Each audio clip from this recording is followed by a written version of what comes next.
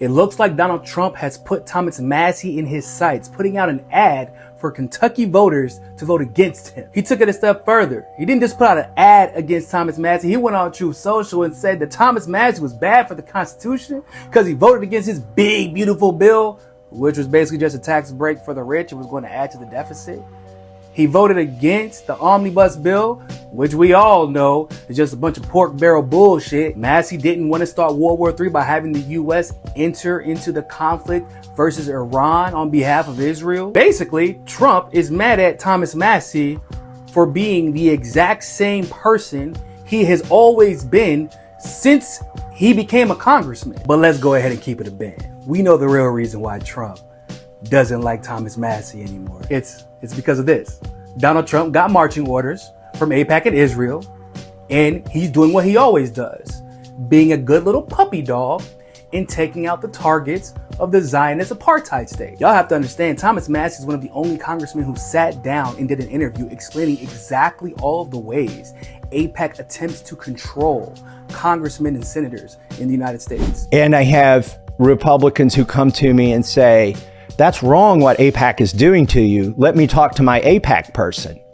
By the way, everybody but me has an AIPAC person. What does that mean, an AIPAC person? It's like your babysitter, your AIPAC babysitter, who is always talking to you for AIPAC. They're probably a constituent in your district, but they are, firmly embedded in AIPAC.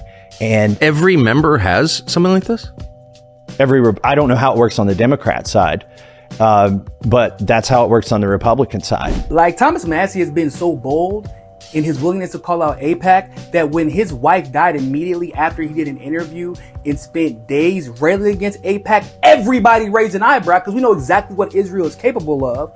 But that also lets you know just how dangerous everyone knows AIPAC and Israel can be, especially when you're in an untouchable district and you won't play by their rules. So we're supposed to be mad at the same time as Massie, who did not want to go to war with Iran on behalf of Israel. We're supposed to be mad at the same time as Massie, who consistently and regularly calls out not just AIPAC, but all lobbyists trying to influence Congress. We're supposed to be mad at Thomas Massie, the only congressman who was brave enough to call out the CARES Act for the corporate giveaway that it was, when everyone, including those so-called progressives, kept quiet. We're supposed to be mad at the same time as Massie, who consistently and regularly called out the military-industrial complex. Yeah, let me go ahead and let y'all know.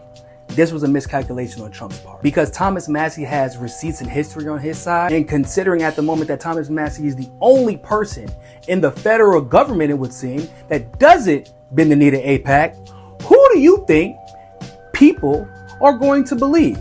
Whose side do you think they're going to take? Probably the guy who doesn't take a dime from AIPAC, rather than the guy who literally goes to war for AIPAC. Trump is too simple-minded to realize that by trying to pretend that Thomas Massie, of all people, is the enemy of his base and the American people, he's actually revealing that Trump himself is the enemy of the American people, because that is possibly the most consistent congressman sitting in office right now.